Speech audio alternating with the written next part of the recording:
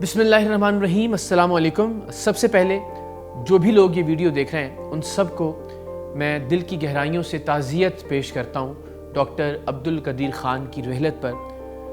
پاکستان کو ناقابل تسخیر بنانے میں، پاکستان کو ناقابل شکست بنانے میں جتنا کردار اس شخصیت کا ہے، شاید ہی پاکستان کی تاریخ میں کسی بھی دوسری شخصیت نے وہ کردار نبھایا ہوگا۔ میں اگر غلط نہیں ہوں تو قائد اعظم رحمۃ اللہ علیہ کے بعد ہم یہ کہہ سکتے ہیں کہ پاکستان پر جس شخص کے سب سے زیادہ احسانات ہیں اس ہستی کا نام ہے ڈاکٹر عبدالقدیر خان۔ میں دل کی گہرائیوں سے انہیں سلام پیش کرتا ہوں، پوری قوم انہیں سلام پیش کرتی ہے۔ جب تک پاکستان کا نام رہے گا انشاءاللہ، تا قیامت پاکستان کا نام رہے گا، تا قیامت پاکستان رہے گا، یوں ہی چمکتا دمکتا رہے گا انشاءاللہ، تب تک عبدالقدیر خان کا نام بھی پاکستان کے نام کے ساتھ لیا جاتا رہے گا۔ پروردگار دو عالم ان کے درجات بلند کرے اور آنے والی منزلیں ان کے لیے آسان فرمائے، ان کی مغفرت کرے۔ لیکن آج جب وہ اس دنیا میں نہیں ہیں تو بالعموم ہمارے یہاں پہ روایت یہ ہے کہ جب جانے والا چلا جاتا ہے تو پھر اس سے متعلق کچھ تلخ بات، کوئی تلخ یاد، ہم کہتے ہیں کہ یار پھر جانے دو، اب یہ موقع نہیں ہے کہ اس موقع پہ یہ بات کی جائے۔ لیکن جب ایسی قداور شخصیات دنیا سے رخصت ہوتی ہیں تو یہی وہ موقع ہوتا ہے جب ہم تاریخ کو درست کر سکتے ہیں، جب ہم ایک لمحے کو ٹھہر کر یہ جان سکتے ہیں کہ ہم نے اب تک اپنے محسنوں کے ساتھ کیا کیا اور آگے ہم کیا ایسا کر سکتے ہیں کہ ہم ایک احسان فراموش قوم نہ بنیں۔ جب ڈاکٹر عبدالقدیر خان کو ٹیلی ویژن پر لا کر زبردستی ان سے ان کے ناکردہ گناہوں کی معافی منگوائی جا رہی تھی، شاید موجودہ نسل میں سے بہت سارے بچے، بہت ساری بچیاں، بہت سارے نوجوان ایسے تھے جو شاید اس واقعے کے بارے میں صحیح سے علم بھی نہیں رکھتے، انہیں اس واقعے کے بارے میں صحیح سے آگاہی بھی نہیں ہے۔ وہ نہیں جانتے کہ ہم نے بدقسمتی سے بحیثیت قوم محسن پاکستان کے ساتھ کیا کیا، اس ہستی کے ساتھ کیا کیا جو قائد اعظم کے بعد اس قوم کی، اس ملک کی سب سے بڑی محسن ہے۔ 2004 میں شاید بہت سارے بچے اس وقت بہت ینگ ایج میں ہوں گے جب میں نے اور بہت سارے باقی لوگوں نے ڈاکٹر عبدالقدیر خان کو پرویز مشرف کے دور آمریت میں ٹیلی ویژن پر آتے ہوئے دیکھا اور آ کر اس بات کا اعتراف کرتے ہوئے دیکھا کہ وہ نیوکلیئر ہتھیاروں کے پھیلاؤ میں ملوث رہے، اور اس بات پر وہ پوری قوم سے اور حکومت سے معافی مانگتے ہیں۔ پوری قوم نے ان کا لہجہ بھی دیکھا، پوری قوم نے ان کی آنکھیں بھی پڑھیں، پوری قوم نے ان کی معافی کے اندر پوشیدہ مجبوری کو بھی بھانپا، اور پوری قوم تب سے آج تک ڈاکٹر عبدالقدیر خان کے ساتھ ہے۔ کسی نے بھی ان کی غلطی کو صحیح معنوں میں تسلیم نہیں کیا، کسی نے بھی یہ نہیں کہا کہ ڈاکٹر عبدالقدیر خان غلط تھے۔ سب جانتے تھے کہ ان سے یہ معافی زبردستی منگوائی گئی، ان سے یہ قربانی دلوائی گئی۔ بہت سارے دوسرے لوگوں کو شاید بچانے کے لیے ڈاکٹر عبدالقدیر خان کو آگے پیش کر دیا گیا، اور وہ مرد جری پاکستان کے نام پر پاکستان سے اپنی محبت کے لیے ایک بار پھر انہوں نے قربانی پیش کی۔ اس کے بعد سے عملی طور پر اپنی موت تک وہ تقریباً نظر بند رہے۔ یہ کہنا غلط نہیں ہوگا، بہت مشکل تھی ان تک رسائی۔ ہم نے بھی بطور صحافی بہت بار ان کا انٹرویو کرنے کی کوشش کی، بہت سارے معاملات تھے جو بسا اوقات آتے تھے، کبھی کبھار ہلکی پھلکی ان کو نقل و حرکت کی آزادی مل جاتی تھی، لیکن اکثر و بیشتر سخت سیکیورٹی کے نام پر کہ جی ان کے لیے سیکیورٹی بہت سخت کی گئی ہے، عملی طور پر انہیں نظر بند رکھا گیا۔ آپ اندازہ کیجئے، وہ شخص جس نے پاکستان کو ایٹم بم دیا، وہ شخص جو مغرب میں بہترین زندگی چھوڑ کر پاکستان کے دفاع کو ناقابل تسخیر بنانے کے لیے پاکستان آیا،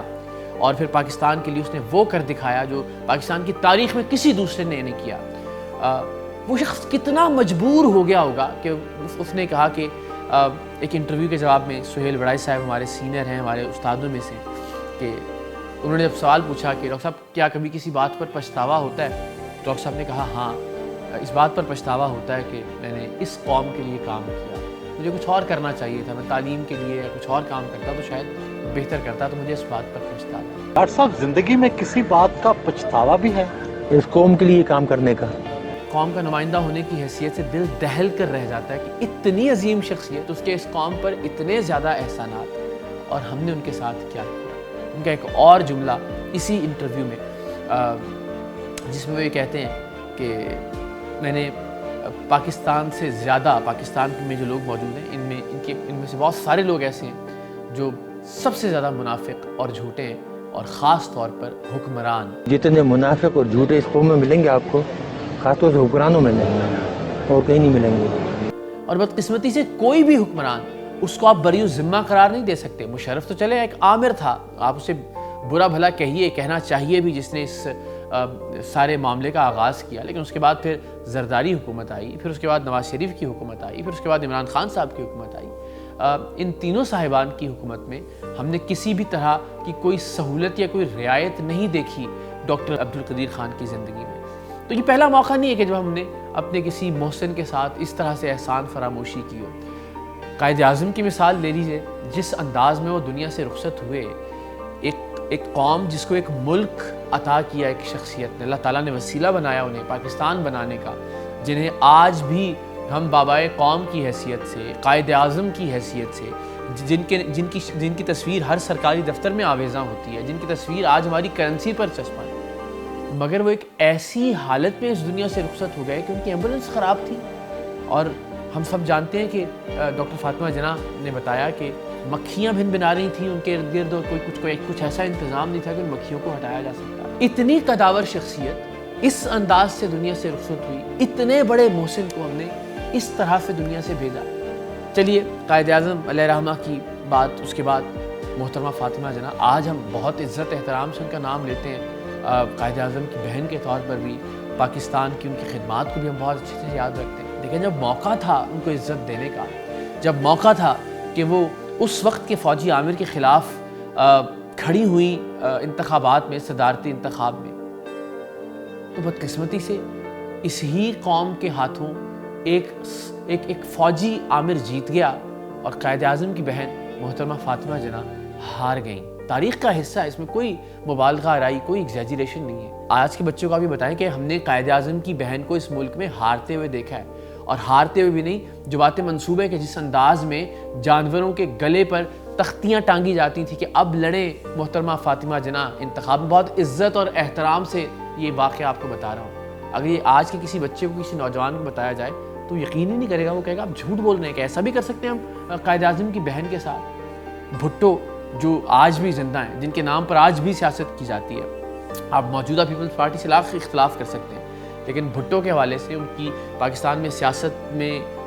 نام کے حوالے سے، ان کے قد کے حوالے سے دوسری کوئی رائے نہیں ہے، لیکن آپ اندازہ کیجئے کہ اس شخص کو پھانسی دے دی گئی اور کوئی نہیں نکلا، کسی نے